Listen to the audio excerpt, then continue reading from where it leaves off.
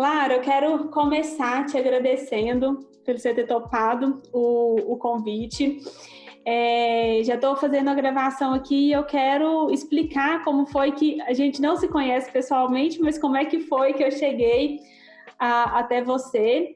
Eu conheço seu irmão, ele trabalha comigo numa das empresas que ele também presta serviço, e um dia a gente almoçando, ele começou a falar dessa família maravilhosa, dessas irmãs cheias de histórias. Eu me atentei e falei, opa, o que é isso? Gente do céu, eu preciso conhecer essas mulheres, né? Ele falou da sobrinha dele e tudo mais, e aquilo já me chamou muita atenção. Ver um homem falando assim das irmãs, com aquele orgulho todo, assim, já saiu fora do padrão. E esse canal no YouTube, ele é uma aprovação postergada. Eu já tinha pensado em fazer ele desde o início da pandemia. Foi quando eu falei, nossa, meu Deus, agora que eu não tenho mais esse contato presencial com as pessoas, eu vou ter que começar a explorar esse meio digital.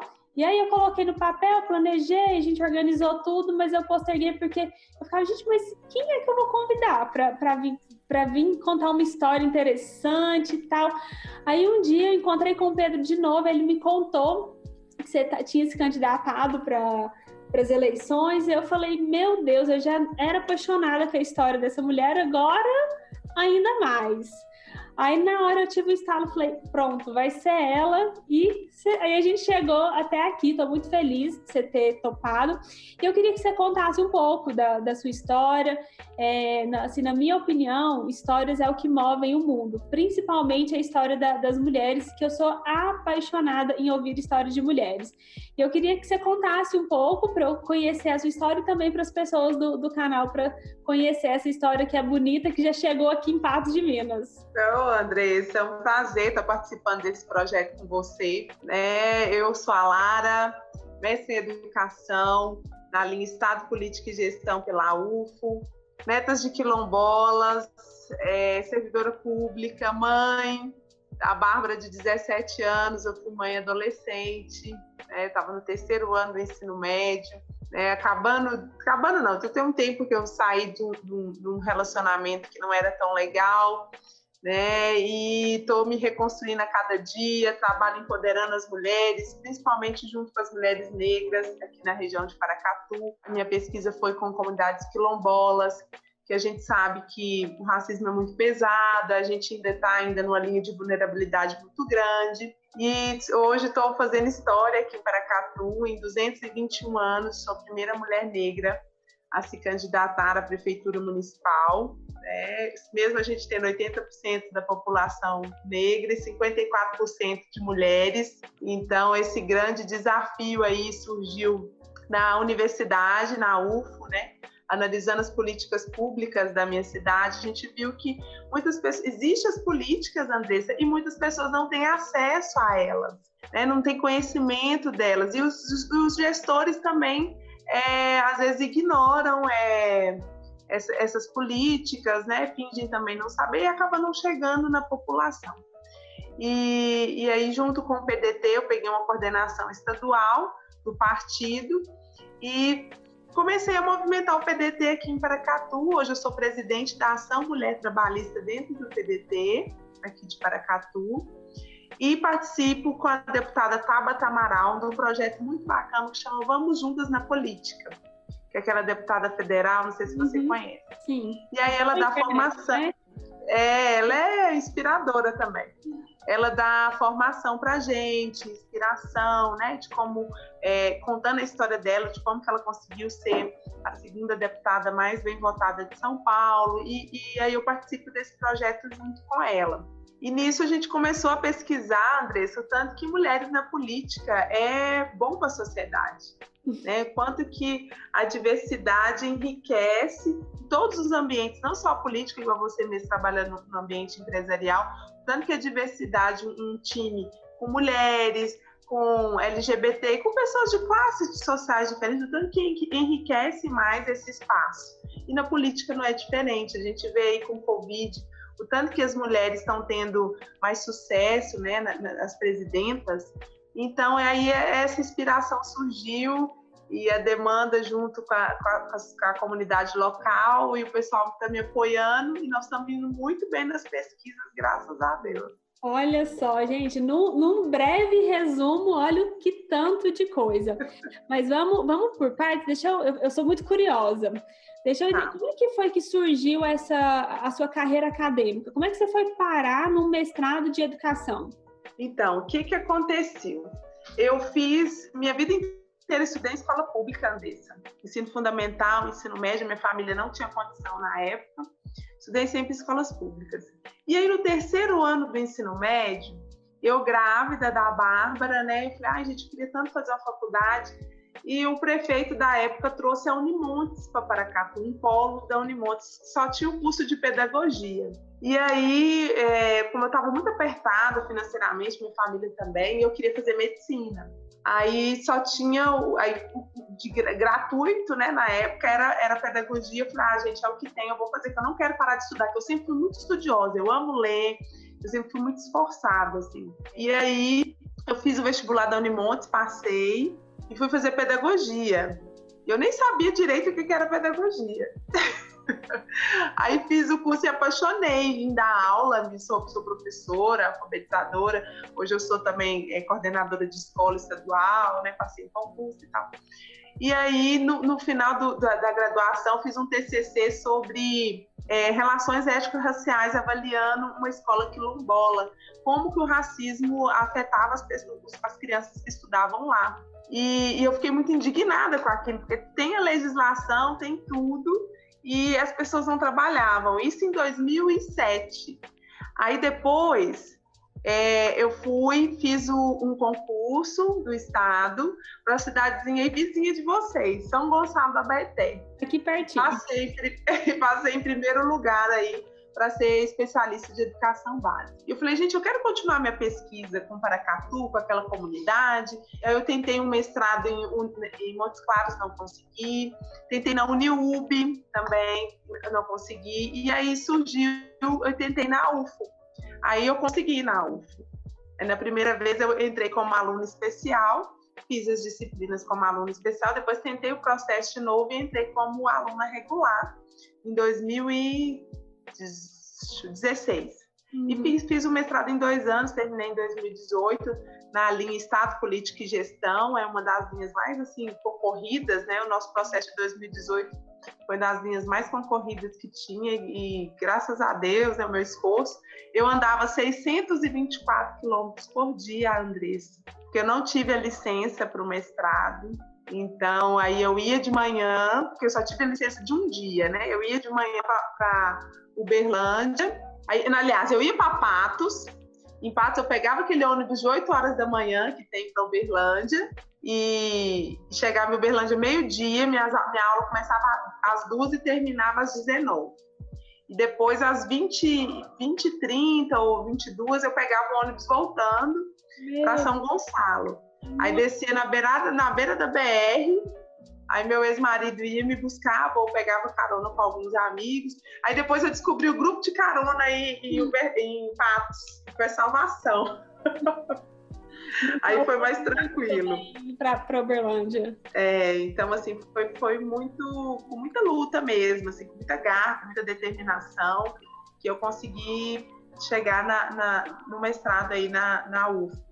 E aí a minha dissertação foi um trabalho premiado, com banca da UFMG. Eles queriam até passar direto para o doutorado, mas eu preferi não. E hoje eu estou num grupo de pesquisa na UFMG que chama Afirmando Direitos. Eu sou professora no curso que eles dão lá de Educação Escolar Quilombola para educação básica e fiz o processo do doutorado, mas pela política eu parei um pouco, mas eu quero continuar. Não vai parar. Isso aí já tem... Eu falo que, sabe, Andressa, essa experiência com a política, eu falei que eu vou transformar numa tese de doutorado, porque é muita informação. Ainda vai pegar o limão e fazer a limonada e entregar para nós numa tese de doutorado. Olha, isso aí aprenda, gente, é assim que se faz. Não, maravilha.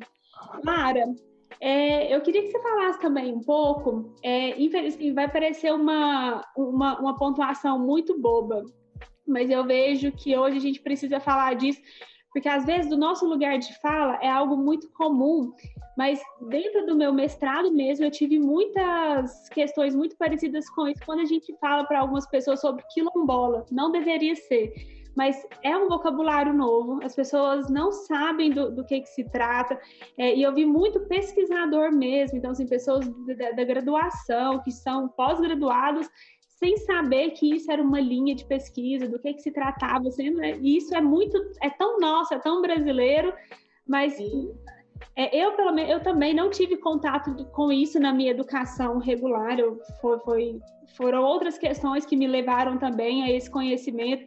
Eu não lembro de ter estudado isso na escola, uma pena, mas eu queria que você falasse um pouco sobre isso, porque eu acho que também é o nosso papel aqui, educar quem não sabe, quem não tem esse conhecimento. Sim, e olha, eu chego a arrepiar quando eu falo, porque passa muito por Patos e Paracatu, né? A nossa região, até Araxá e até Uberlândia, eram comarcas de Paracatu. Então, Paracatu é uma das maiores cidades, das cidades mais antigas da nossa região. As comunidades quilombolas são comunidades de pessoas que descendem de pessoas que foram escravizadas e que não quiseram ser escravizados, então que eles resistiram à escravidão. Então, quilombo é resistência, não é pessoas escravizadas, eles fugiram do processo escravagista. Então, quilombo é isso. Aí eles iam para matas, eles iam para arredores da cidade e negociavam com a cidade, né? Eles acolhiam também pessoas brancas, porque na época a coroa tinha muito imposto, então eles também tinham pessoas brancas, indígenas, comerciantes. Então, quilombo era uma forma de resistência, de liberdade, né? E a nossa região é muito rica. Patos de Minas, parece que nas nossas pesquisas que tem duas comunidades. Paracatu nós temos 5 reconhecidas e mais 4 em processo de reconhecimento. São comunidades rurais com pessoas que descendem, né, dessa história nossa aí, e que é muito rica, né? E que passa muito pelo nosso jeito de viver, né? A nossa cultura, a nossa tradição. Tem uma pesquisa que a gente fez, que aí na região de Patos, quando os tropeiros passavam, eles encontraram negros, né? E esses negros cultivavam feijão e milho, que hoje é o quê? As nossas maiores festas aí da região. Na Lagoa é do feijão e de Patos é o milho. Então, assim, coisas que a gente às vezes não estuda, mas que está muito na gente, e não estuda por quê? Porque o racismo dentro da educação e dos livros didáticos, infelizmente existia, né? Que agora a gente tem toda uma legislação. Mas é muito importante a gente tocar sobre isso e ver que a nossa região é muito rica e que todas as culturas têm valor, né? Uhum. E assim, me corrija se eu estiver errada, mas eu já li algumas coisas, o quanto que as comunidades quilombolas, há muitos anos atrás, elas fizeram história com as mulheres, porque elas também acolhiam essas mulheres, tipo, as que fugiam dos casamentos obrigados, então elas não tinham para onde ir, e elas iam para essas comunidades, e a história dessa emancipação da mulher, da liberdade da mulher, também passou por ali, né? Então também se construiu uma história. Eu já li alguma coisa relacionada com isso. É correto. É porque o que acontece? Nos quilombos, como eu te falei, a questão da liberdade, e nos quilombos tem uma coisa muito interessante que está muito em nós brasileiros, principalmente nós mulheres mineiras de interior, que é o matriarcado. O que é o matriarcado? As mulheres, elas são senhoras da sua casa. Elas são senhoras da sua vida. E dentro dos quilombos, o matriarcado é muito forte. Igual todas as comunidades quilombolas que a gente trabalha, quem é a liderança? São as mulheres. Na minha dissertação, a gente fez um capítulo chamado Guerreiras por Natureza, que aí conta toda essa força que elas têm, né, de uma emancipar a outra, de uma ajudar a outra, né, e os homens respeitam isso. Eu acho super bonito, porque os homens respeitam, não é uma relação abusiva, né? Que isso a gente herdou dos europeus, né? Essa questão do patriarcado. porque do africano, os africanizados, o matriarcado, a mulher tem um lugar de destaque na sociedade, é super respeitado. Então a gente anda em par de igualdade. E dentro dos quilombos realmente é assim, e é assim até hoje. Foi assim e até hoje também é. Uau, gente, olha aí o quanto que as nossas histórias estão muito mais conectadas do que a gente imagina. E é por isso que é a importância da gente estudar, né? Estuda e a gente ainda tem coisa para descobrir sobre a nossa própria história. Não é sobre o passado, não é sobre alguém, é sobre nós mesmos. Nossa, muito legal. Lara, eu queria que você falasse agora um pouco como é que foi que você parou de fato na política? Como é que foi que chegou e falou assim, aquele momento? Foi um convite formal? Foi algo que você correu atrás? Como é que chegou nesse ponto de você virar candidata a prefeita de Paracatu? Então, eu estou na política desde os 17 anos. Eu participei de movimentos jovens na política, aqui na cidade e tal. E aí, como eu passei no concurso, eu me afastei. Mas com a dissertação, como eu fiz pesquisação, aí acabou que eu fui fazendo alguns destaques pontuais aqui na sociedade, fazendo audiência pública, mostrando a violação de direitos, né, das comunidades. Fundamos o COMPIR, que é o Conselho Municipal de Promoção da Igualdade Racial. Aí fui fazendo várias ações, formação de professores voltada à educação antirracista, fui fazendo várias ações pontuais no município. E aí eu recebi o convite do PDT Nacional para me assumir a coordenação aqui em Minas do PDT, Movimento Negro.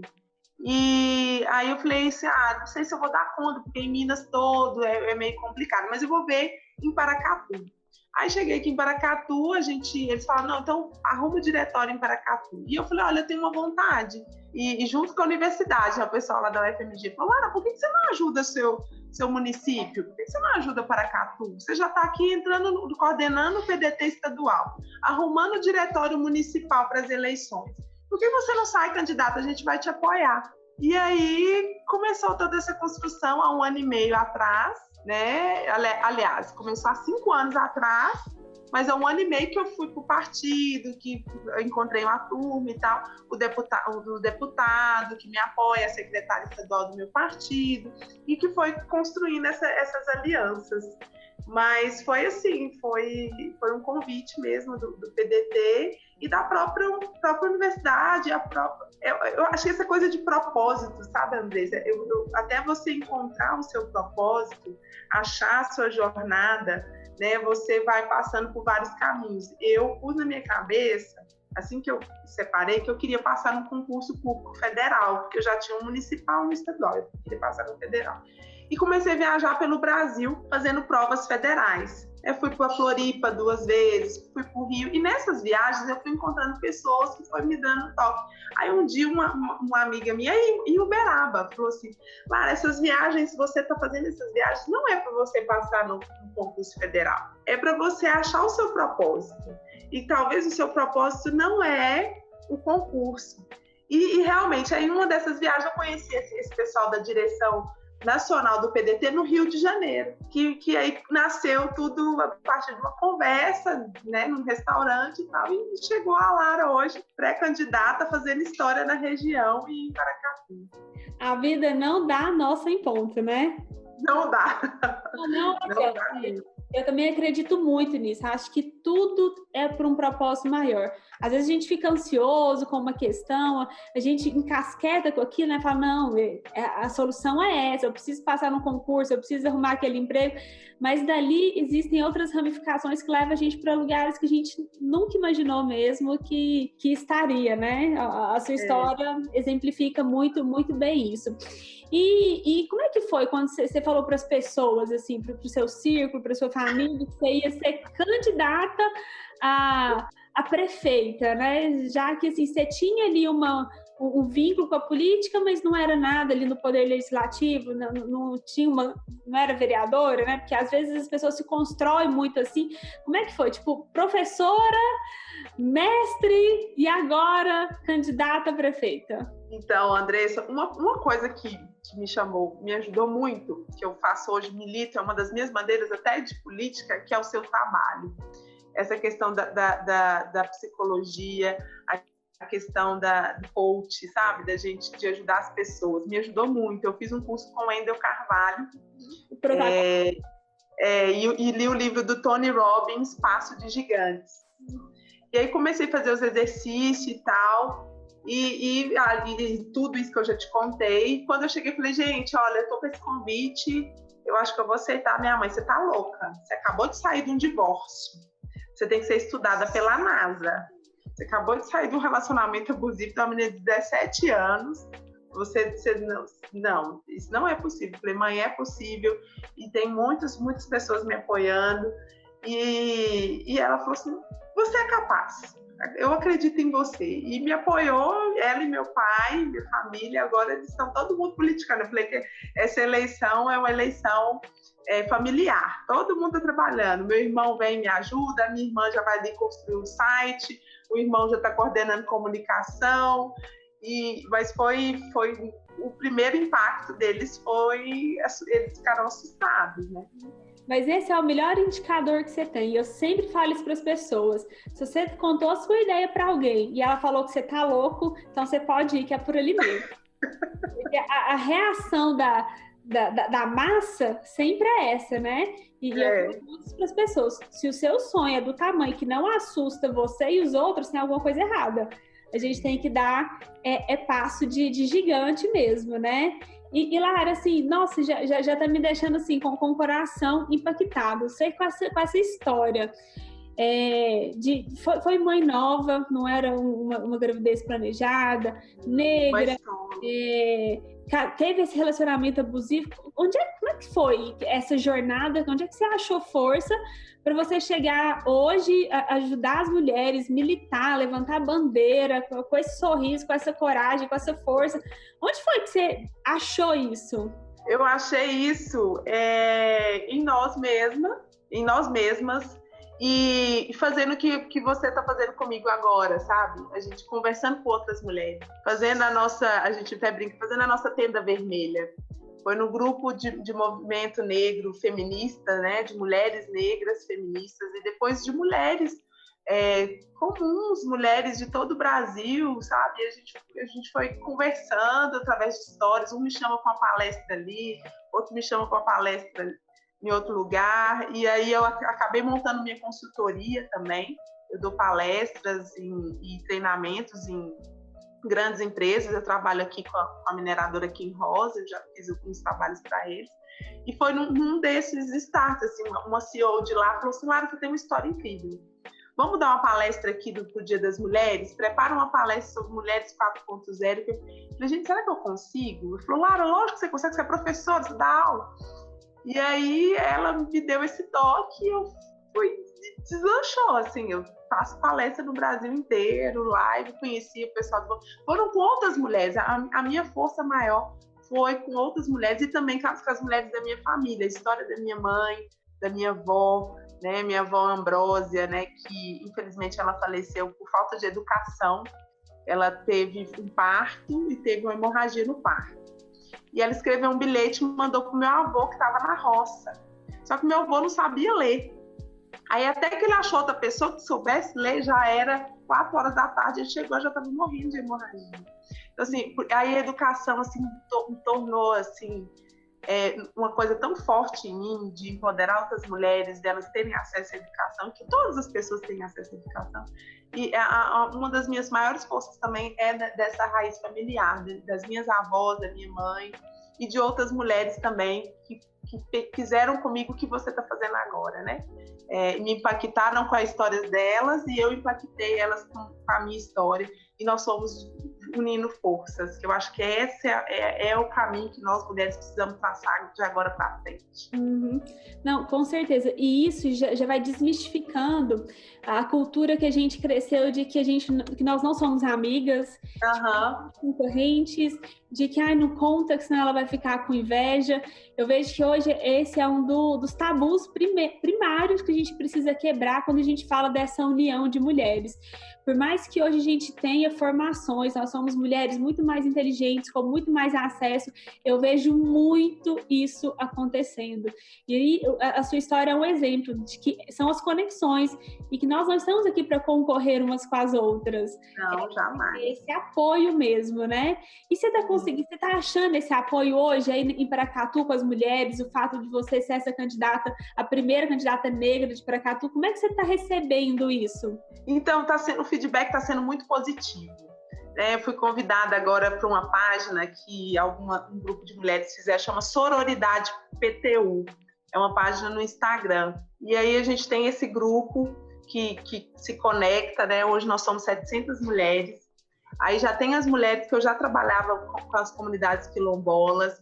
Então está sendo muito bacana, a gente está tendo um feedback muito positivo de todas as mulheres da sociedade de Paracatu, né, que tem esse pensamento. E aí a gente está conseguindo também impactar outras, para ver que a Lara não é... Ela é a Lara, pessoa trabalhadora, mulher igual qualquer outra, né, que está ali lutando por um espaço que é legítimo, que também é direito dela estar. Está sendo muito bom, assim, o feedback está sendo muito positivo. Só que a gente tem hora que a gente esbarra com algumas e fala assim, mas ela vai governar só para mulher? Aí eu falo, mas 54% da população de Paracatu é mulher, 57% da população brasileira é mulher. E na Câmara de Deputados nós temos, até trouxe esse dado aqui para te falar, na Câmara de Deputados nós temos 513 deputados, só 77 mulheres. Nossa representatividade é muito baixa na política. Então, nós ficamos atrás de países como a Nigéria na questão de gênero na política. A Nigéria tem mais representatividade política, tem 17%. No Brasil, nós temos só 15%. Nossa. Então, é muito importante a gente estar nesse espaço. Não, com certeza, assim, e ter essa representatividade mesmo da mulher, né? E até esse questionamento, quando as pessoas te fazem, não, você vai governar para mulher? Claro, a gente sabe que não vai governar para mulher, não. Mas e se fosse também? Ninguém nunca governou por nós, estamos vivas, né? Não, pois é, somos sobreviventes, resistentes. Não seria um problema também. Não. Apesar de que isso não vai acontecer, né? Mas olha que pergunta, né? Que ainda rodeia na cabeça das pessoas. Mas e o que passa pela sua cabeça você e com certeza você já se imagina prefeita de Paracatu, o que seria ser o primeiro passo? Você falou, nossa, agora, né, 1º de janeiro de 2021, e aí, o que são os seus planos? O que você imagina que você vai fazer? Eu quero ser a melhor, sabe? Eu quero ser tipo a Serginho aqui, aquela prefeita que trabalha, porque eu sou assim, eu sou muito ativa, né? E o meu primeiro sonho, que é um sonho também meu pessoal, é fazer a Casa da Mulher em Paracatu. Como que é essa casa? Eu fui vítima de violência doméstica e às vezes a gente fica em alguns relacionamentos pela questão da gente não ter independência financeira. Então, nessa casa, as mulheres vão encontrar apoio, vão encontrar uma inscrição para um curso técnico, vão encontrar um psicólogo, que é muito importante. Eu, graças a Deus, tive a ajuda. A gente precisa para essas mulheres, né, que estão em vulnerabilidade. Apoio para os filhos delas, apoio de segurança também da delegacia, para denunciar. Um dos primeiros passos, que é um sonho meu, aqui já teve um projeto, mas muito tímido, é fazer um projeto bem potente nessa parte do cuidado com a mulher, de também melhorar a cidade como um todo, trazer mais empresas para Paracatu, né, para que a cidade desenvolva, melhorar nossa logística para São Paulo, né, que aqui é ruim, para ficar mais atrativa para outras empresas. É fazer a cidade, assim, revolucionar mesmo. O meu sonho é esse. Até porque eu tenho um projeto pessoal com alguns investidores fora de Minas, que é trazer grandes empresas para a nossa região. E para trazer essas empresas, a cidade precisa oferecer saúde legal, educação, né? Precisa de uma boa logística. Então, a gente está fazendo toda essa construção aí. Sonho de gente grande mesmo. Você não tá com a brincadeira, né? Não. Já está fazendo a conexão internacional, já está pensando nas estradas que vai levar a cadeia de suprimentos para São Paulo, que hoje, querendo ou não, é nossa cadeia de vazão aqui do Brasil, né? Onde tem os aeroportos grandes. Então, tá querendo passo de gigante mesmo. E Lara, uma outra coisa, assim, você falou um pouco da sua história, de onde você tirou essa força, das suas avós, da sua família, das outras mulheres, dessa conexão, mas o que você entende que mais impactou na sua vida? O que as suas condições, quais foram os sofrimentos que você teve que enfrentar para você chegar aqui hoje com essa coragem, com essa história bonita que você teve? Eu até brinco que eu falo que eu fui no fundo do poço, Andressa. Aí tinha uma água, aí eu fiz uma máscara facial com essa água e depois eu fiquei bonita e subi. Muito bom, gente. Nossa, esse foi o insight da noite. A minha força, que eu acho que é uma das forças da maioria das mulheres que são mães, são os filhos da gente. Então, ver minha filha na situação que a gente estava vivendo, ela falou assim: mãe, você não merece estar nesse lugar. Eu prefiro estar, porque a gente tinha uma vida assim, social muito, muito boa com meu ex-marido.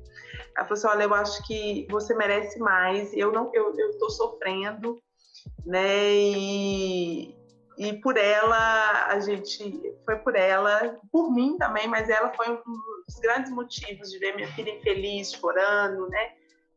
Com o psicológico abalado, e vi que ia atrapalhar o desenvolvimento dela se eu continuasse insistindo. Mas o relacionamento abusivo é uma das coisas mais perigosas que tem, foi uma das coisas mais difíceis que eu enfrentei para mim conseguir estar aqui hoje, né? Porque não foi fácil, mas a motivação da minha filha foi maior, assim. E a minha fé também, eu tenho muita fé em Deus, eu sou muito religiosa, assim, mas o mais forte mesmo de superar é essa questão, porque quando a pessoa te põe que você é louca, que você não consegue, que você é incapaz, e você internaliza isso, que você é mais feia, sua autoestima, foi recuperar minha autoestima também, meu autocuidado, meu autoconhecimento.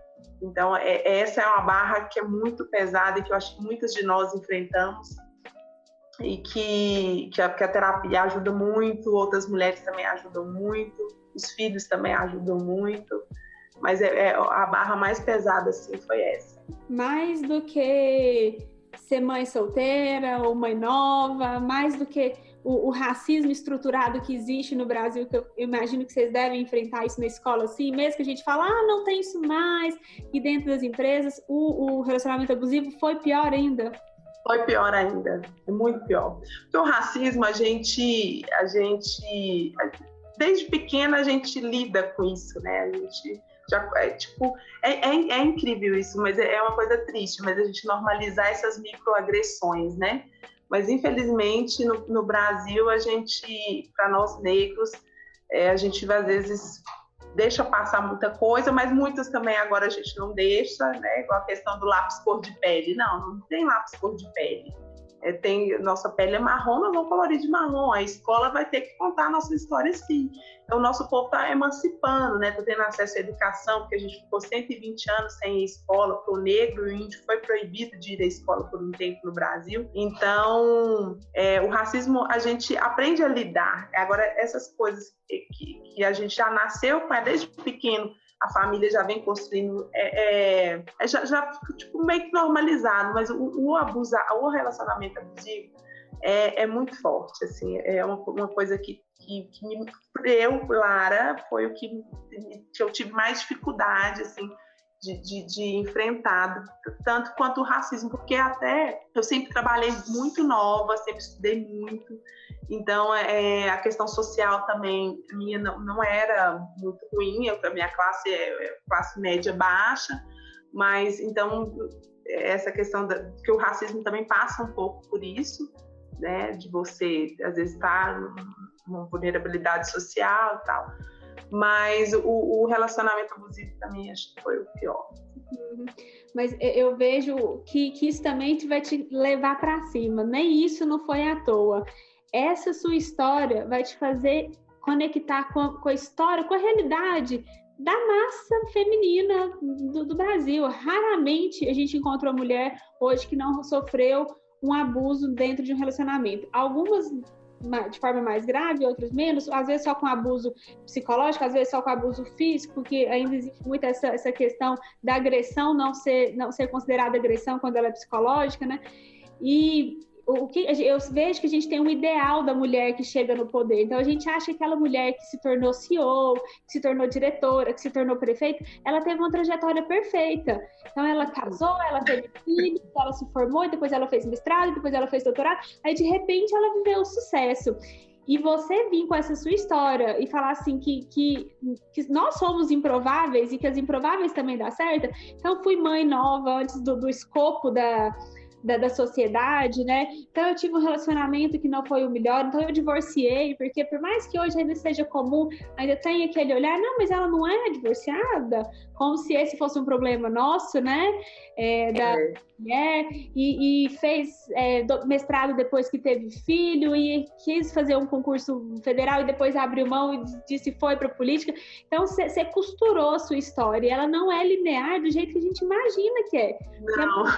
Quando a gente te vê lá nos outdoors, né, Lara Luísa, prefeita, a gente vai pensar, nossa, ela deve ter tido uma história maravilhosa, ela deve ter tido todas as oportunidades, e você ter essa coragem de contar que sofreu essas agressões, que esteve no relacionamento abusivo e que foi difícil, porque a gente sempre acha que a outra mulher é mais guerreira do que a gente. A gente pensa, nossa, a Lara deu conta, mas eu não sei se eu vou dar conta. Eu daria.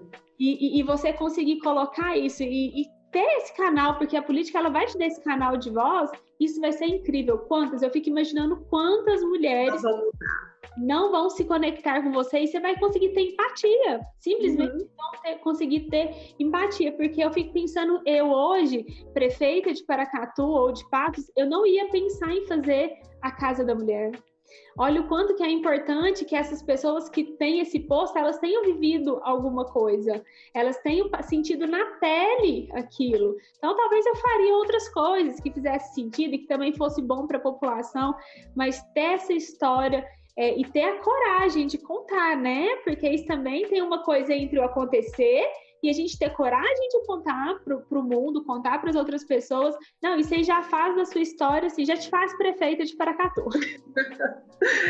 Não é fácil, assim, quando a gente conta, ainda a gente dá uma engasgadinha ainda, mas é isso que é a minha vontade, assim, impactar as pessoas com a minha história, que elas podem incentivá-las, que elas podem ser quem elas quiserem, que elas podem sonhar alto, né, que sim, nós podemos, enquanto mulheres, mesmo tendo, igual você falou, caminhos improváveis, né? Eu tinha um professor que falava assim comigo, Lara, você é uma agressão à sociedade.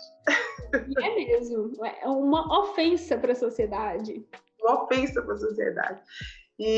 Mas eu quero muito impactar mais mulheres, eu quero muito fazer uma política inclusiva, né, com desenvolvimento, com igualdade, com equidade, para que seja bom para todo mundo, né? E a partir do momento que a gente cuida das mulheres, que é a primeira casa de qualquer ser humano, né?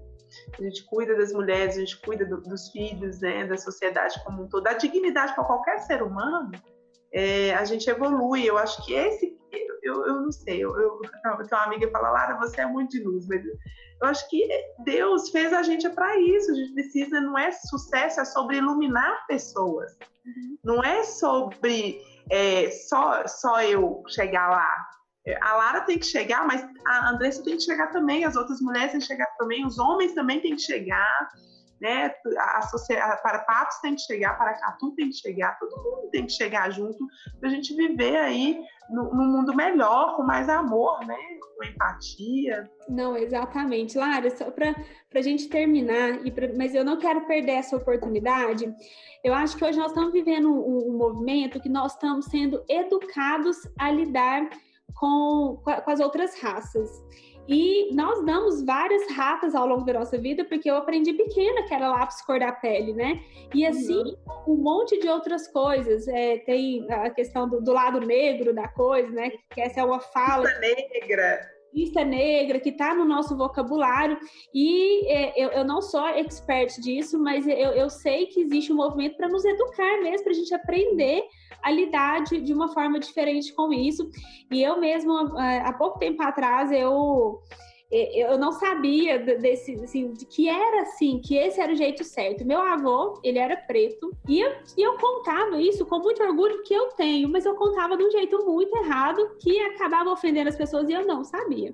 Então eu sempre falava que eu nasci com o cabelo liso por um acidente, porque meu avô, ele era negro, e todos os filhos dele, que são meus tios do meu pai, também tem o cabelo enrolado e tudo mais. E aí a minha avó sempre falava que eu tinha o pé de preto, que era igual ao do meu avô, e eu achava aquilo o máximo e tal. E eu falava, não, isso aqui é por um acidente, mas eu tenho sangue de preto correndo nas minhas veias, e eu contava aquilo como se fosse um orgulho. Aí um dia uma pessoa me chamou a atenção, falou, você não deve falar isso, que isso não é seu lugar de fala. Você é branca e você não sabe o que é, e você não sabe o que você está falando. E aí que eu fui estudar um pouco, eu fui entender, falei, meu Deus, né? Se eu estava ofendendo as pessoas sem saber que eu estava, e achando que eu estava levantando um discurso muito bonito. E depois eu fiquei morrendo de vergonha daquilo.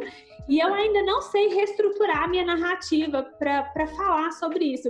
Mas eu sei que tem muitos construtos desse que a gente tem que desconstruir para construir o novo. Então, o lápis, a questão do lápis cor da pele, essa questão de usar a palavra negra com conotação ruim, lista negra, lado negro. Eu queria que você trouxesse mais alguns, assim, que para a gente aprender mesmo a lidar com isso e, enfim, né, ser educado de novo, aprender o certo dessa vez. O primeiro passo é a questão da história. Você já fez, olha, eu tenho meu avô é descendente de africanos, né? Então isso é um motivo de orgulho para mim, porque os africanos, eles construíram esse país, né, junto com os indígenas, né? Eles vieram da África, que é um continente, não é um país, é um continente, e lá eles tinham medicina evoluída, educação evoluída, agricultura evoluída, conhecimento matemático, né, que o Egito é na África, então o berço das civilizações, do conhecimento da ciência é na África. Então o primeiro passo é essa questão de autoconhecimento da cultura mesmo, que igual eu falei, que é essas microagressões que o racismo coloca, que a gente vai normalizando no nosso dia a dia. Na escola não conta história, só conta a história dos europeus. Gente, a Europa é mínima em vista do tamanho do Brasil, e a população africanizada fora de África, a segunda maior do mundo, é aqui no Brasil, né? Então nós temos uma população gigante a gente fala negros em diáspora, né? Que é fora do território de origem. Então, e que uma coisa também que a gente esquece muito são dos povos originários, que são os indígenas. Eles estavam aqui também, eles são os verdadeiros donos dessa terra, nós descendemos dessas misturas, né? E que às vezes a gente também não fala. Então, essa questão do lugar de fala, eu até falo assim, ó, a gente precisa usar o seu lugar de fala, enquanto neta, para falar, olha, eu tenho orgulho da minha origem, né? E eu luto, sou uma pessoa que eu não sou racista, eu sou antirracista, eu luto também pelo empoderamento dessas pessoas, né? De todas as pessoas, e inclusive os negros e indígenas que foram historicamente excluídos da nossa história. Né? Agora, voltando à questão do lápis cor de pele, tem uma outra coisa também que eles falam com a gente, morena. Lara, você é uma morena tão linda, morena da cor do pecado. Nossa, que mulata. E mulata é o quê? Mulata é o híbrido de mula, é um animal, né? Não é um elogio essas questões, te chamar de mulata, né? Te chamar de negra não, eles falam morena, cor do pecado. Então tem vários termos que as pessoas usam. Cabelo ruim, eu até brinco, meu cabelo não é ruim, ele não faz mal para ninguém, ele nunca faz. Meu cabelo é crespo. Então, assim, aí a gente tem que ir desconstruindo aos poucos, não é fácil, às vezes é doloroso mesmo, tem hora que eu mesmo, enquanto mulher negra, eu sempre falava escravos. Eu descendo de escravos. Aí um dia a menina falou assim, não, pessoas que foram escravizadas. Uhum. Tenho pessoas antes. Então, aí é essa reeducação. É um eterno aprender mesmo, né? E até um eterno aprender. A nomenclatura mesmo. Um dia eu estava num processo seletivo, olha os lugares onde a gente aprende. E era um processo seletivo de uma vaga, assim, uma vaga alta e tal, eram muitos candidatos, estava pleiteando essa vaga e tinha uma pessoa negra em todos os candidatos. E eu fiz a pergunta para ele, falei, como é que você se sente, o único negro participando do processo seletivo? Ele falou, negro não, preto. A gente não fala negro. Aí eu peguei e falei, sério? Porque eu achava que preto era uma ofensa. E ele me deu uma aula de história no processo seletivo. Aí depois aí eu comecei, né? Aí depois eu peguei e falei com outra pessoa, ela falou, não, eu não sou preto, eu sou negra. Quando eu já tinha acostumado com uma nomenclatura, e aí veio outra pessoa e me corrigiu de novo, eu falei, meu Deus, eu tô confusa também com essa questão de nomenclatura. Aí a segunda falou, não, eu posso falar que eu sou preto, mas você não pode falar que eu sou. Apesar de eu ser, mas você não pode falar. E eu falei, meu Deus, então me ensina de novo como é que fala. E assim, com outras coisas, na comunidade LGBT também, eu já dei as minhas ratas, tenho aprendido também usar os termos e as nomenclaturas. E assim, e acho que é isso mesmo, é a gente aprender, a gente dá espaço para a ignorância, eu não sei, me ensina que eu quero aprender.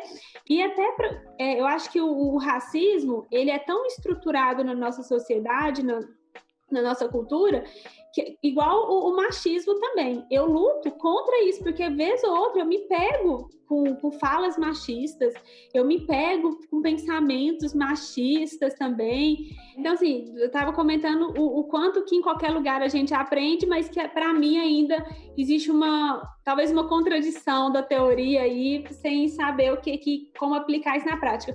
Como é que você vê isso tudo, essas questões?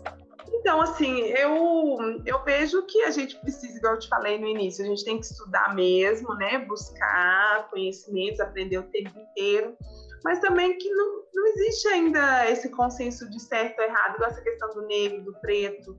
A gente usa dentro do movimento negro, a gente usa negro, a gente usa preto, né? Agora, a gente não gosta desses termos, preto fedido, pejorativos, né? Ofensivo. Mulata da cor do pecado, agressivos. Mas falar igual tem uma amiga, Lara, você é minha pretinha, que negona, que negona. Eu não vejo problema nisso, né? Mas essa reconstrução ainda dentro do movimento não tem uma definição correta. É igual você falou, a gente está aprendendo o tempo todo, né? Então, para mim, negro ou preto, as duas estão corretas ao meu ponto de vista. Mas fica mais um aprendizado, não tem certo. E essa... Não ofensivo, né? Isso, o importante é não falar no tom ofensivo, né? Uhum. E essa questão de ser os únicos em processo seletivo, eu na UFO também, na minha sala, o mestrado todo eu era a única em educação. A gente ainda negra. Isso. E que seja mais uma luta para a gente realmente trabalhar essa diversidade e trazer pessoas para dentro das redes, pessoas, independente de raça, independente de lugar, independente de qualquer coisa, que a gente consiga se conectar com essas pessoas diferentes.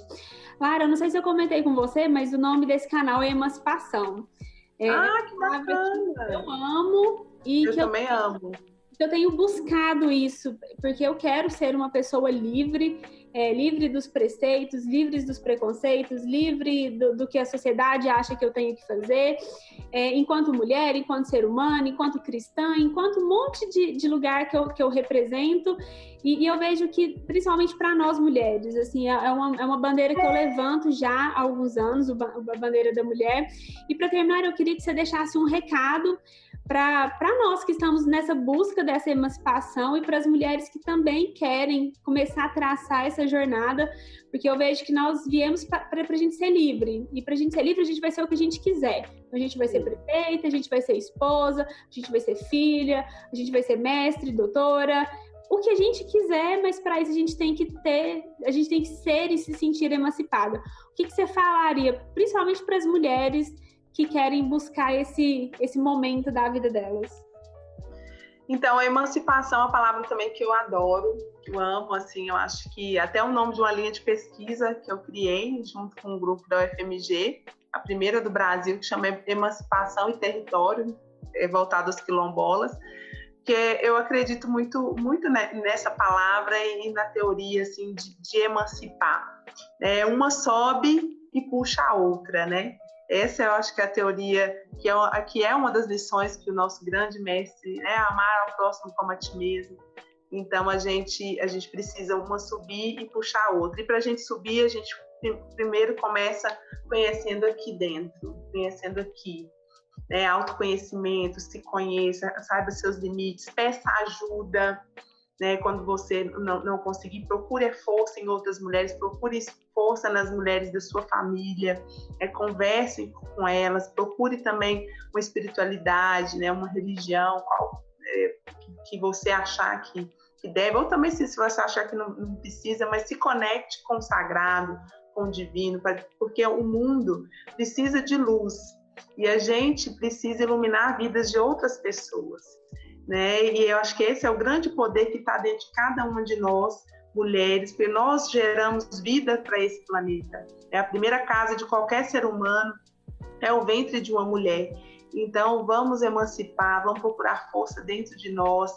E é possível, sim, a gente ocupar qualquer espaço. E vamos juntas. Ai, olha aí, a fala da prefeita, da futura prefeita de Paracatu. Lara, quero te agradecer muito esse bate-papo. Eu tenho certeza que a gente vai conseguir enriquecer, impactar a vida de outras mulheres. A sua história realmente assim, é uma história incrível, incrível mesmo. E eu espero ter a oportunidade de, pós-pandemia, quando a gente puder voltar a se encontrar, que eu te conhecer pessoalmente, poder te dar um abraço, que eu já amo a sua história e antes mesmo de te conhecer, a sua história já tinha me impactado. Que bom! A história da sua mãe, eu ouvi muito assim sobre a forma que ela criou vocês, sobre os cartazes que ela deixava falando que vocês eram lindos. Eu falei, meu Deus, isso precisa ser replicado, vamos contar isso para o mundo.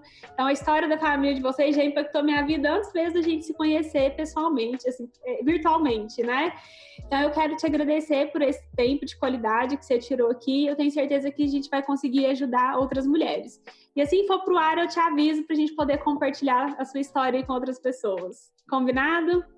Combinado, Andressa. Obrigada. Beijão. Beijo. Muito bom. E que você precisa ficar comigo aqui, que eu não volto em Paracatu, mas a gente faz alguma coisa. Joia. Não, só esse apoio já é maravilhoso. Obrigada, viu? Boa noite. Beijão, boa noite.